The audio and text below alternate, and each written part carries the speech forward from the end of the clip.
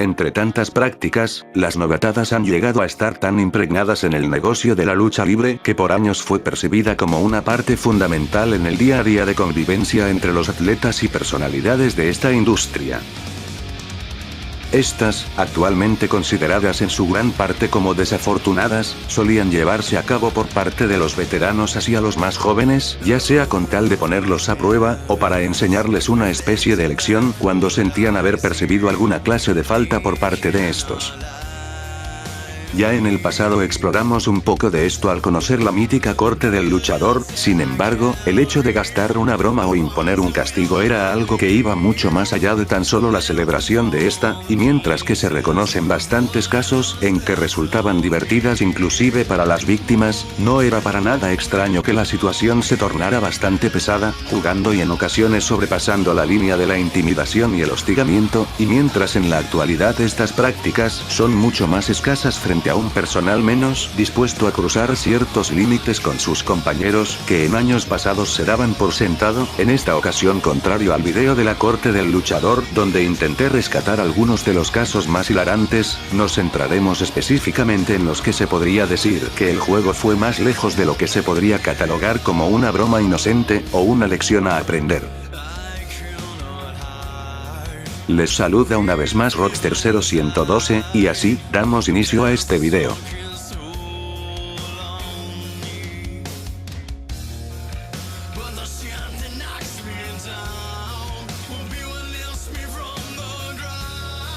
Algo que es muy de esperar es que fuera de casos más particulares, por lo general los perpetradores de estos actos se suelen limitar a unos cuantos nombres que por sí solos tienden a acumular todo un historial, y como seguiremos viendo esto con otros a lo largo del video, para esta ocasión uno de esos nombres tan recurrentes es el de Scott Steiner. Este siempre se ha caracterizado por tener uno de los temperamentos más complicados de manejar, además de saber muy bien cómo comportarse como todo un bravucón, siendo que junto con su hermano Rick, goza de la infame reputación de llevar a cabo actos de novatadas en contra de los luchadores más jóvenes, comportándose más recio de lo debido con tal de lastimar legítimamente a estos durante los combates, cosa que como vimos hace unos meses, se le volteó a su hermano mayor cuando intentó aprovecharse de un joven Wardell Walker, quien logró doblegar a su abusador con facilidad. Sin embargo, las acciones dentro del cuadrilátero solo era una parte de las reprochables acciones de este par. Centrándonos en el menor de ambos, entre algunas anécdotas que se pueden rescatar podemos destacar el incidente con el manager de los Men on a Mission, Oscar. Aparentemente durante un viaje de avión, Oscar tomó el asiento de Samu, a lo cual Ricky sí se lo hizo saber, recibiendo una arrogante respuesta a cambio en la que el manager le dijo que Samu podría irse al diablo.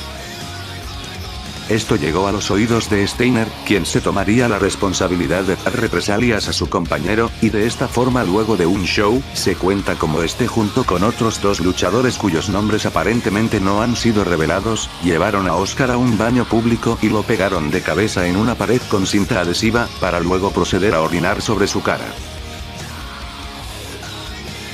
Asimismo, otro caso nos traslada al episodio de Nitro del 22 de noviembre de 1998, donde fuera de todo guión explotó verbalmente e intentó irse a los golpes con JJ Dillon, debido a que este lo había interrumpido durante una promo que en un principio ni siquiera estaba planeada. Mientras que también se cuenta como durante los primeros años de los 90, el promotor Bill Watts siempre iba con una pistola cargada consigo, debido al temor que le tenía al luchador, y cierta afición que tenía este por intimidar a los luchadores de corta estatura, para que se dejaran ser golpeados y derribados por él.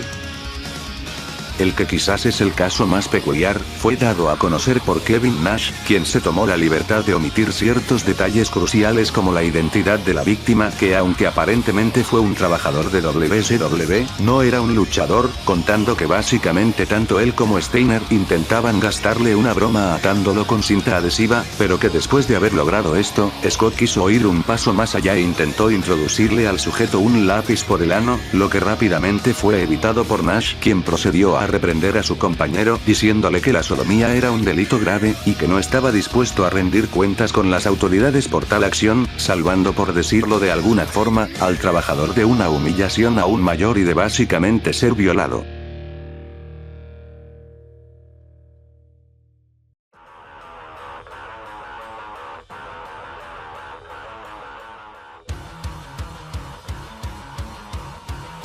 Este es un caso que ya mencioné hace más de 2 años, mientras hablaba de algunos de los luchadores que son, o que alguna vez estuvieron entre los más despreciados por sus colegas, y es muy oportuno volver a rescatarlo para esta ocasión.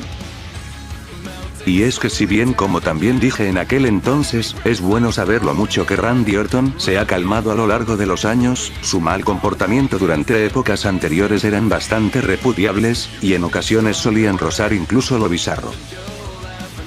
De hecho, hace apenas un par de meses explotó una noticia que realmente fue contada en 2012, y que se remonta a los mediados de los años 2000, donde el ex escritor de la empresa llamado Kurt Bauer relataba cómo Orton tenía la costumbre de meterse las manos en los pantalones o de incluso sacarse el pene para luego ofrecerle un apretón de manos a los nuevos trabajadores, cosa que fue medianamente corroborada por algunas otras personalidades del medio, mientras que Ken Anderson cuenta una extraña anécdota sobre cómo en una ocasión un desnudo Randy tomó una de sus botas y empezó a simular que tenía sexo con esta. El caso más popular sin embargo, y que también abordé hace 2 años, nos lleva al año 2005 cuando Amy Weber renunció a la empresa alegando maltrato por parte de varios luchadores entre los cuales Orton estaba incluido, lo que nos lleva a cierta leyenda urbana que contaba cómo Randy había defecado en el bolso de esta chica, lo cual es una historia exagerada que ha sido desmentida por la misma Amy en varias ocasiones. Lo que aparentemente sí ocurrió fue que Orton tuvo un incidente con el bolso de una trabajadora, pero esta no era Weber, sino Rochelle Logan, y tampoco defecó en sus pertenencias, sino que las llenó de aceite de bebé y loción bronceadora. Respecto a este incidente, Logan expresó en una ocasión que aunque no fue el caso, no se hubiera sorprendido de que el luchador sí acabara defecando en su bolso, mientras se refirió a este como un animal absoluto.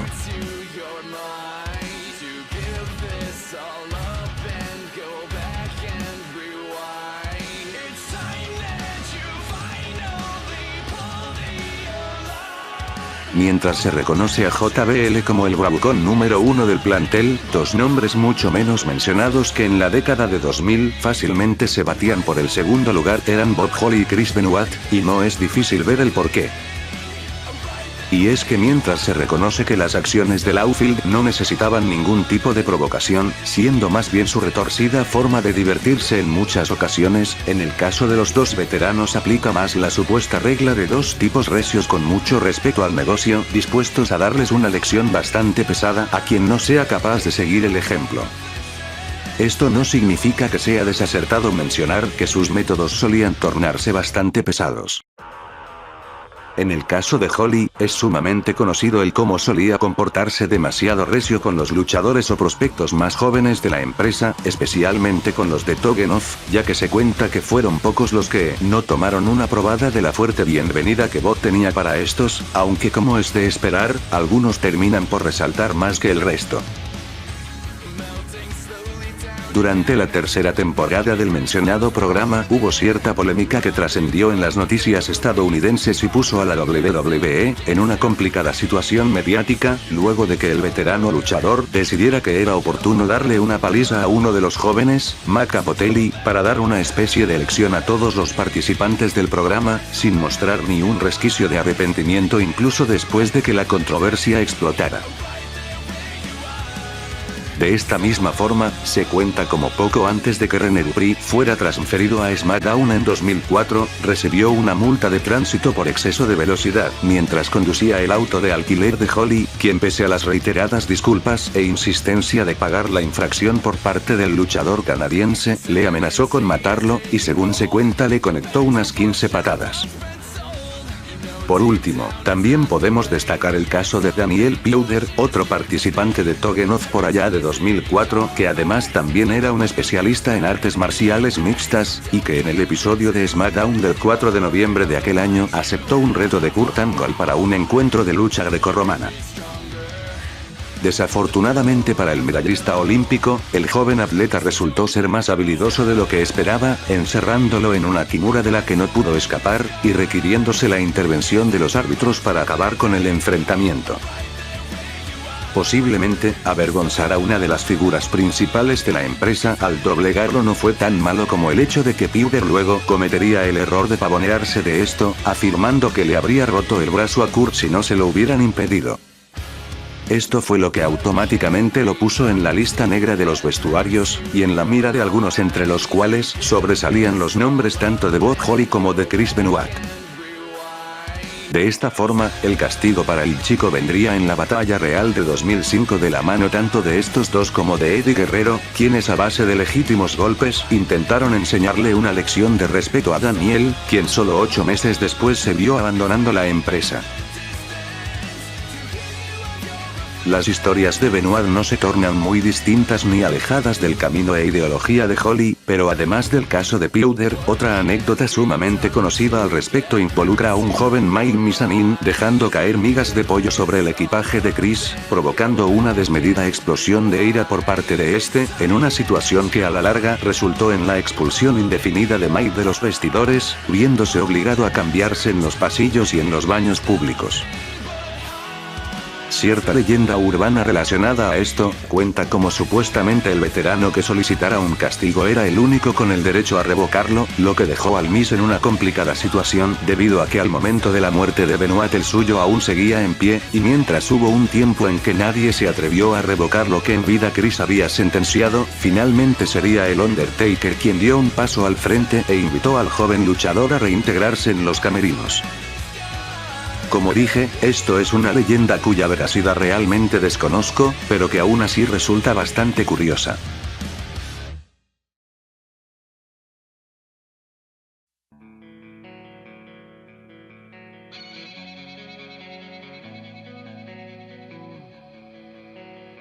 Este es un caso más particular, pero que definitivamente debe mencionarse, pues mientras la leyenda de que Randy Orton había defecado en el equipaje de una trabajadora terminó por no ser verídica, lo cierto es que este acto ya tenía precedentes, aunque de la mano de otro individuo. Fuera de la politiquería que implicaba el haber sido parte del infame Clique, lo cierto es que al menos comparado con los otros miembros de este grupo, Sean Waltman era quien menos destacaba por estas prácticas, aunque por lo que sí se caracterizaba era por disfrutar de gastar muchas bromas al resto del personal. Y mientras se conocen algunas anécdotas sueltas relacionadas a esto como cuando junto a JBL, le cortó el cabello a un inconsciente Michael Hayes durante el suceso conocido como el vuelo del infierno, sin duda se destaca más por cierto gusto que tenía de implicar sus heces en sus jugarretas. Aparentemente, durante el apogeo de la era Actitud, Sable se volvió una persona no muy grata que digamos para sus compañeros de trabajo, debido a su supuesta arrogancia además de disfrutar de darse todo el crédito por el éxito de los programas. Según contó el mismo Waltman en un podcast con Steve Austin, durante una gira por Europa decidió que tal comportamiento merecía un castigo, y no se le ocurrió nada mejor que defecar en la bolsa de la diva, quien luego de atravesar todo el océano Atlántico con sus pertenencias apestadas, buscó el origen del olor para quedar horrorizada al descubrir el causante. Y aunque parece ser que nunca lograron atrapar a Sean, la reacción de Sable fue tal que incluso amenazó con hacerle una prueba de ADN a las heces con tal de descubrir al perpetrador, lo que por supuesto solo causó gracia en la mayor parte de sus compañeros.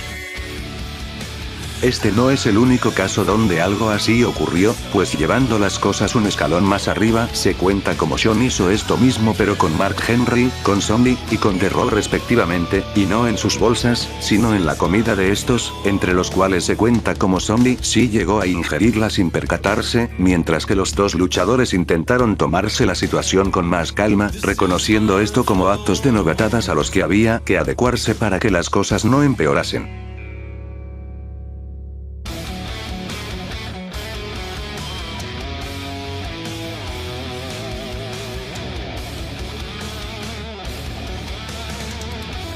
Para este punto, la mayoría de personas a las que les podría sonar el nombre de Bill DeMott, no será por ser un luchador que pasó tanto por la SW, la WSW y por la WWE, sino que lo primero que seguro les pasará por la cabeza es su tiempo como entrenador en jefe del Performance Center, y la serie de denuncias por abuso y mala conducta con las que carga, las cuales también provocaron su eventual partida de la empresa. Son docenas de relatos de parte de docenas de atletas y otras personalidades, gran parte de estas que trabajaron de cerca con el ex luchador o fueron alumnos del mismo, quienes al referirse a él lo destacan como un matón despiadado que sometió a los muchachos que estaban a su cargo a un tratamiento verdaderamente horrible, donde el racismo, la homofobia, el asalto físico e incluso el acoso sexual estaban a la orden del día, sufrido por tantos nombres como podrían ser Kurt Hawkins, Trent Barreta, Enzo Amore con quien aparentemente tenía una hazaña más personal abofeteándolo de forma seguida, o Chris Masters quien cuenta como una semana el equipo era entrenado por Dimot y la siguiente por Lance Storm, y que los muchachos por lo general veían la gloria cuando era el turno de este último, mientras era más que notable la caída en los ánimos cuando tocaba la semana de Bill, sin mencionar comentarios de otras personalidades del negocio que lograron tener camaradas a quienes les tocó sufrir al susodicho entrenador, como Joey Ryan o Kenny Omega. Que conste, que toda esta situación explotó en 2013, apenas a un año de que el hombre empezara a ejercer en el puesto de entrenador, y las oficinas de WWE dijeron supuestamente estar investigando estas acusaciones, lo que no quedaría en nada hasta que en 2015 el debate frente a todo el asunto volvería a alcanzar un nuevo punto alto, y nuevamente docenas de víctimas empezaron a contar los abusos sufridos en el Performance Center, lo que finalmente llevó a Dimot a renunciar en marzo alegando que quería evitar una mala reputación para la empresa, aunque por supuesto negaría todas las acusaciones, lo que resulta bastante cuestionable si tomamos en cuenta que desde su partida nunca más se ha vuelto a escuchar de alguna irregularidad o problema de esta índole en el centro de desarrollo.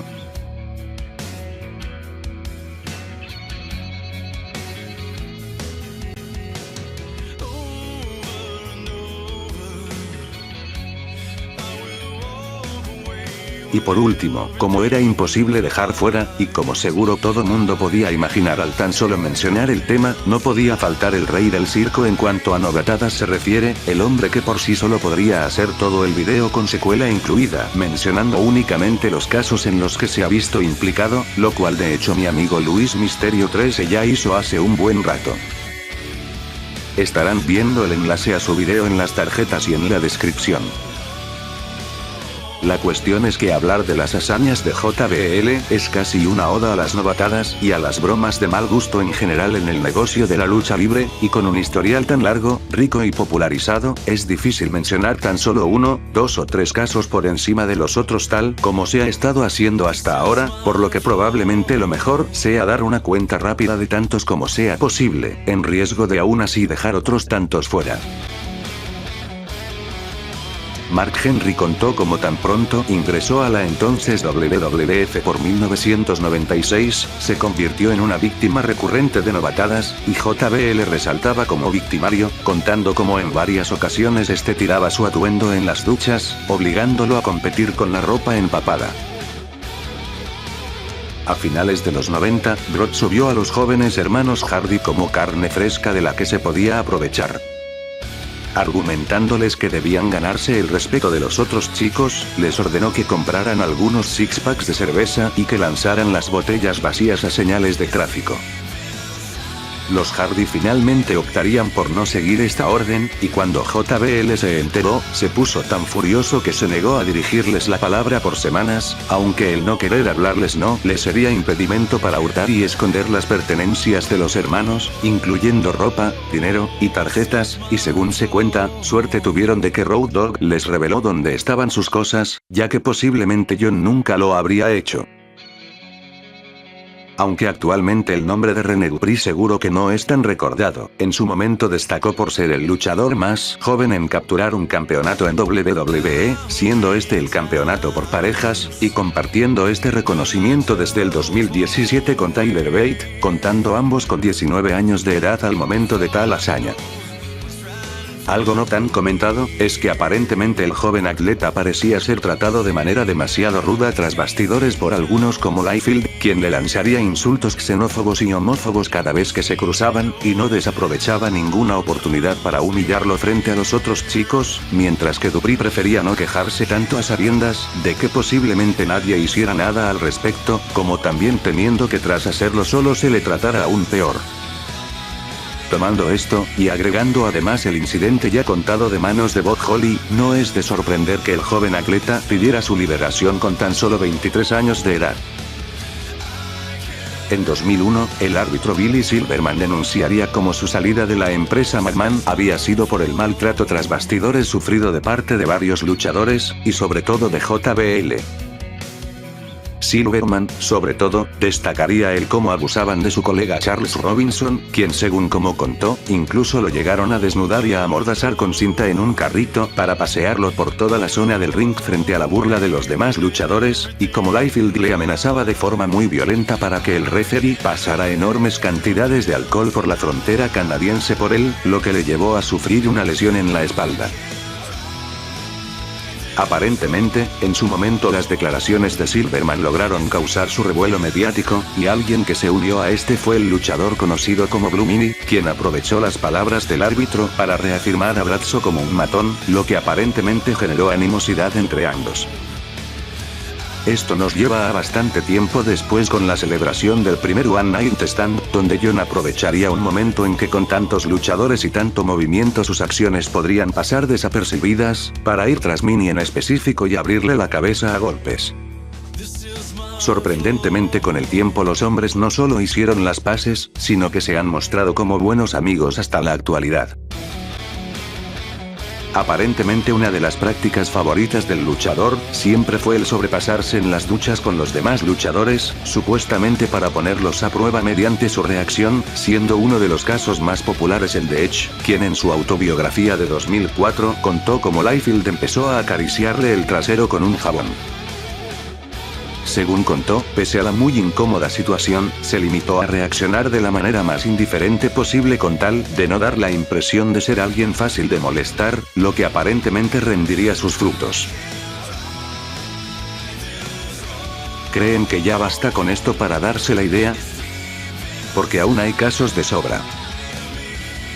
Para ser más resumidos, se puede mencionar la ocasión en que derramó un Bloody Mary sobre Amy Weber por quedarse dormida en un avión, su papel activo en molestar al Miz y mantenerlo lejos de los camerinos luego de que Chris Benoit exigiera su expulsión indefinida, el hostigamiento verbal a Mauro Ranallo provocando que las condiciones de depresión y bipolaridad en este se vieran agravadas, el hurtar el pasaporte de Justin Roberts, y la lista podría extenderse aún más. Sin embargo, otros dos casos resaltan entre todos, esta vez por ser la excepción en la que a John le acababa saliendo el tiro por la culata, tras meterse con las personas equivocadas. La primera, cuenta aquella vez en la que empezó a tocarle el trasero a Steve Blackman, quien en primera instancia tan solo se limitó a pedirle que parara con sus juegos. Pero como JBL no era capaz de entrar en razón de buena forma, continuó molestando a su compañero, quien tras hastiarse le propinó tal paliza que según se cuenta tuvo que ser llevado a cuidados intensivos. Por supuesto, tomando en cuenta que Blackman era un legítimo especialista en artes marciales mixtas, que no por nada era llamado el arma letal, no era de sorprender que fuese capaz de doblegar a Liefeld, y es por eso por lo que el segundo caso es el más destacado, pues su protagonista resalta como un héroe más improbable. Y es que viendo como JBL se daba la libertad de meterse con un Mark Henry o un Edge sin sufrir consecuencia alguna, resulta sorprendente como Joey Styles, un presentador y comentarista de poco más de 1,70 m de altura, luego de llegar a su punto de quiebre con los constantes insultos y bromas de mal gusto por parte de Brazzo, y en medio de una discusión cada vez más acalorada, lo mandó al suelo con un solo puñetazo en la cara, lo que según se cuenta dejaría a todo mundo perplejo y al luchador con una frustración tal que pasaría el resto de la gira que estaban teniendo encerrado en su habitación sin querer dirigirle la palabra a nadie. ¿Se puede decir que esto compensa todo lo que JBL había hecho? Lo más seguro es que no.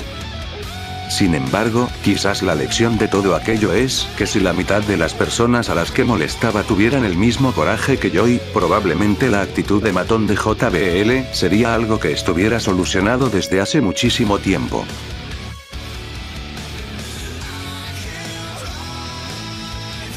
Si el video te gustó, no olvides dar pulgar arriba y suscribirte en caso de no haberlo hecho aún. También puedes seguirme tanto por mi página de Facebook como por Twitter, cuyos links estarán en la descripción. Les habló Rockster 0112, y que tengan un feliz y próspero año nuevo.